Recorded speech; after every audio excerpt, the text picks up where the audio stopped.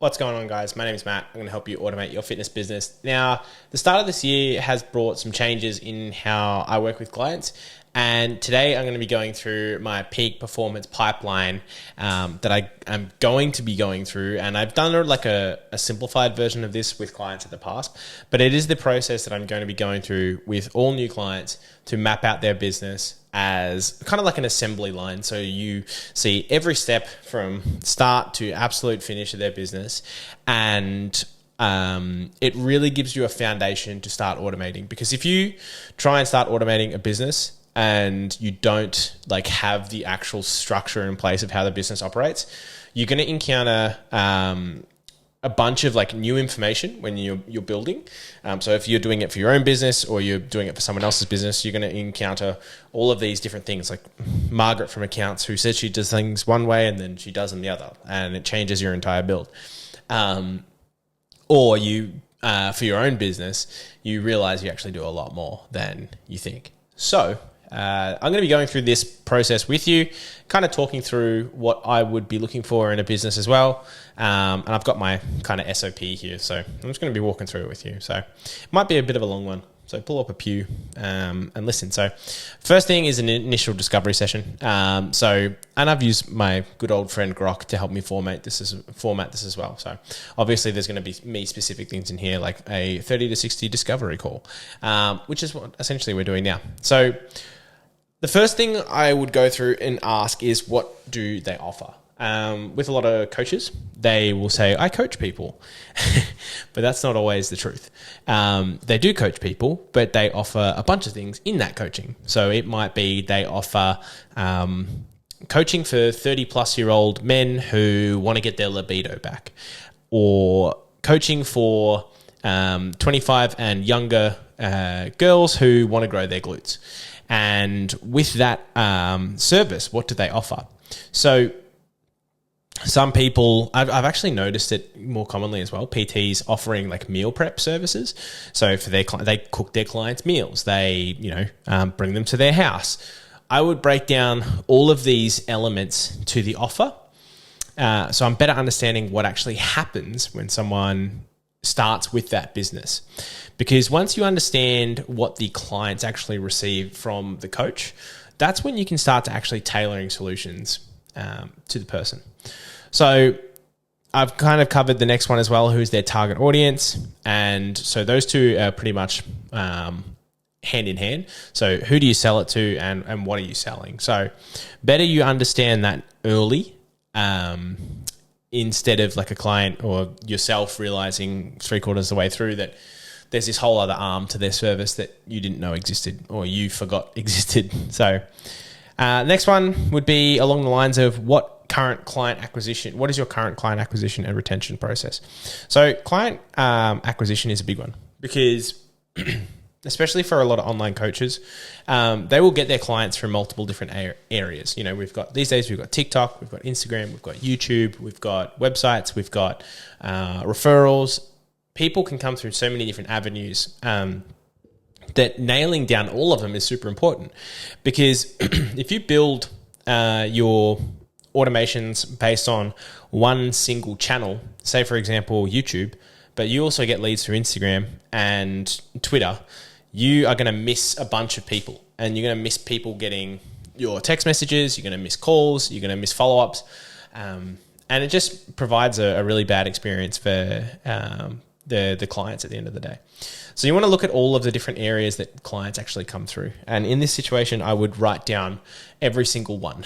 So you need to be able to have a diverse approach to this, being able to use multiple different tools to connect these, because it's not all just like the client fills out form. And if it is, then great. And then retention process.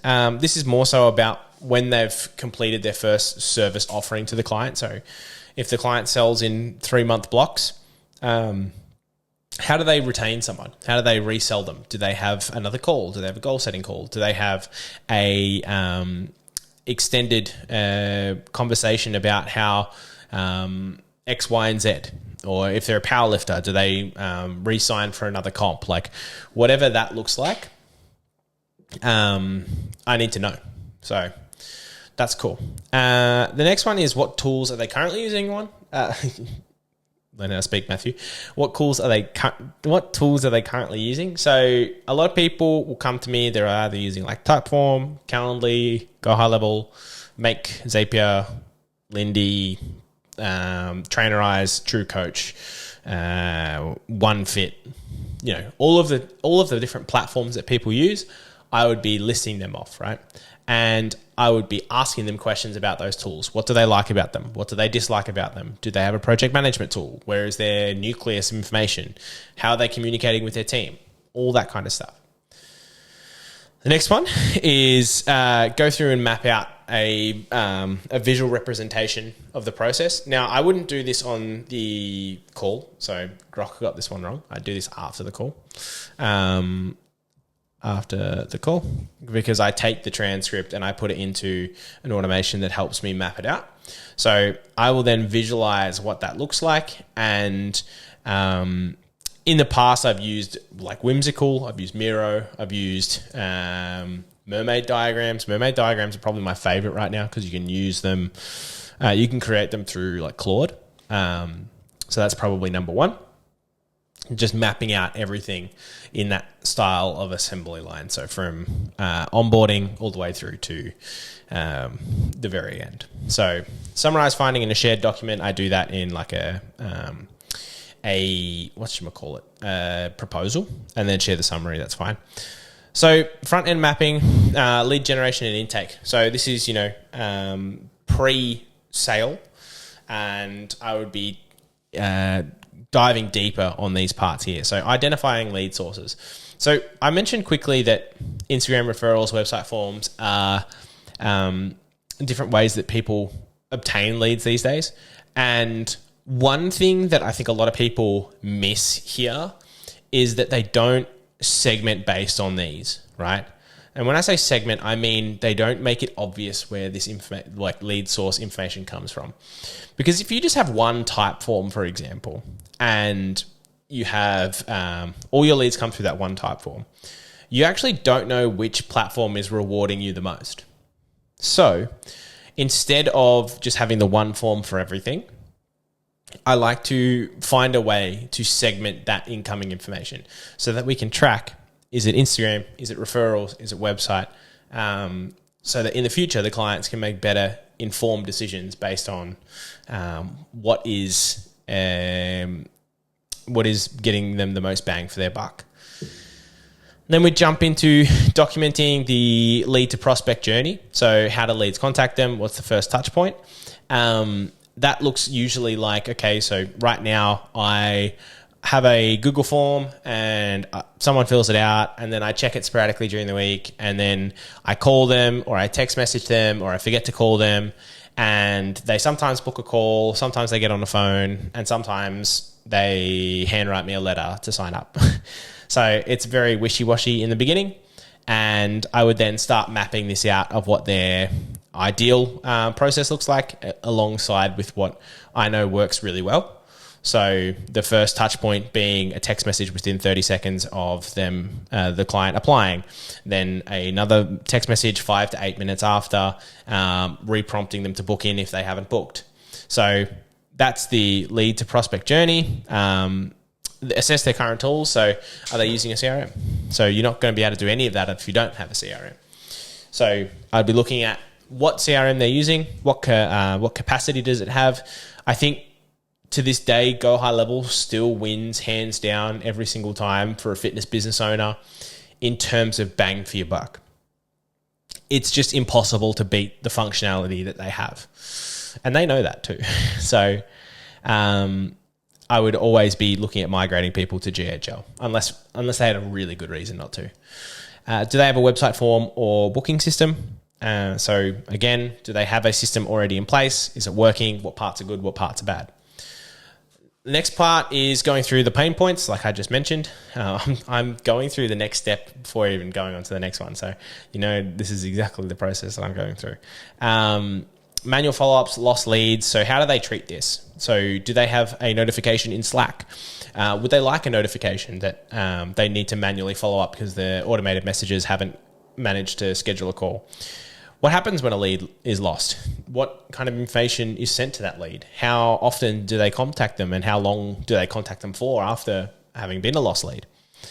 And then I would go through and propose a solution and come out and say, basically, this is what I'm looking like, what it's looking like front to back. Our next step is going through client onboarding and delivery. So this is more about looking at the offer and also the journey of, really the first week for their clients, but also can be up to the first month. So looking at what is the actual process to get someone from start to finish, shown up, ready to train. And that usually happens immediately as payment goes through.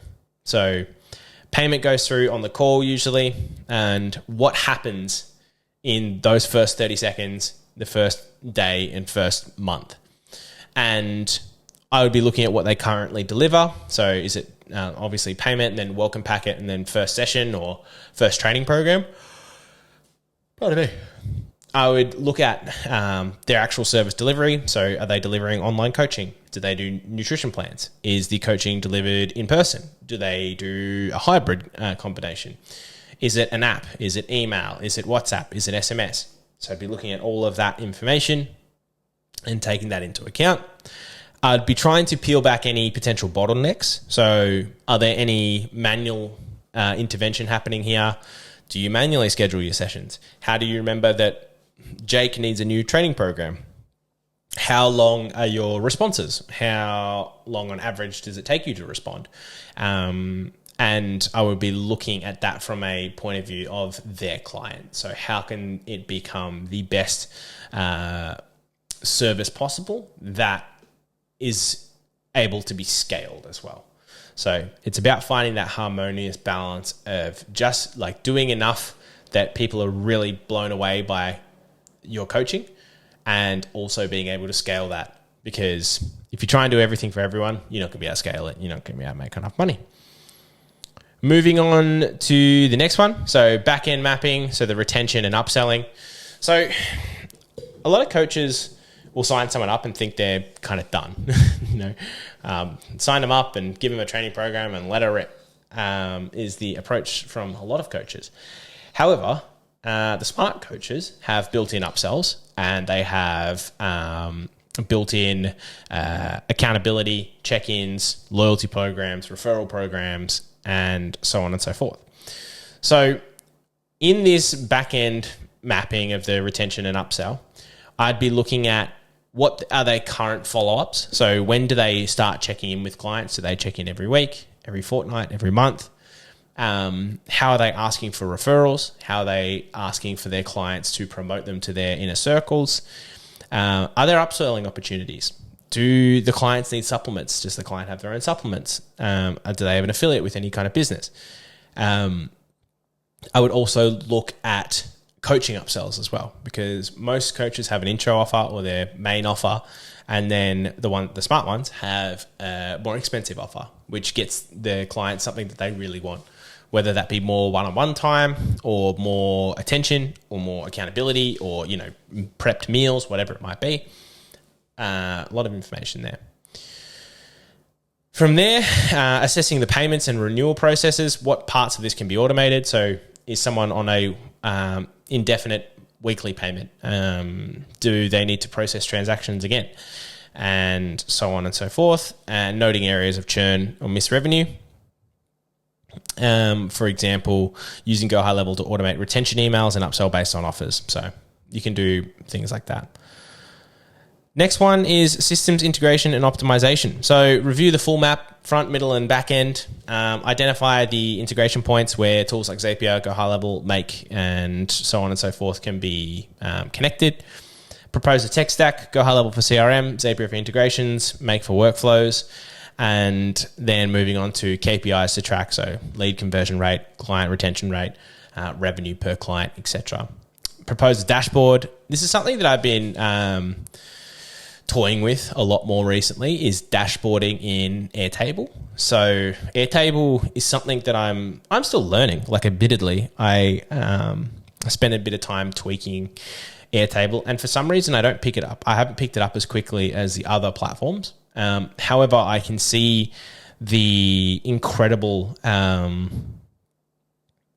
power that it has to pull information into one place. So I'm going to be integrating it with a lot of my clients where they will be able to get a dashboard, essentially, having worked with me, of all of the important KPIs. So lead conversion, client retention, so how long people are staying, revenue per client, how many clients do they have, who needs an upsell, all that kind of stuff. Because I want to really give visibility to businesses. That's a big one, visibility. And then I would build I would set up the implementation plan and build the workflows, go high level, and I would record some training sessions on how to do it, or in calls like this. And then I would create the SOPs and share the training information with the client. So this process is essentially what I go through with people. I'll be honest, I've not always been the best at mapping it out this clearly, hence why this year I've put a lot of effort into building it out into a way that actually can be driven through process. So now it's a lot more systemized, even on my end, because even at the end of the day, I build the systems for the businesses. I still need my own systems too, which is crazy. So I hope you guys found this valuable. If you were looking for more information about fitness automation, you can go to my school, and on my school page in my school group, there is a bunch of information about how you can automate using Go High Level, Make, and some other platforms as well. A couple other business owners in there as well who you might be able to bounce ideas off. And if you wanted to work with me, just send me a DM in there, or you can apply through the link below. However, have a great day. It's Friday. I'm done for the day. Bye-bye.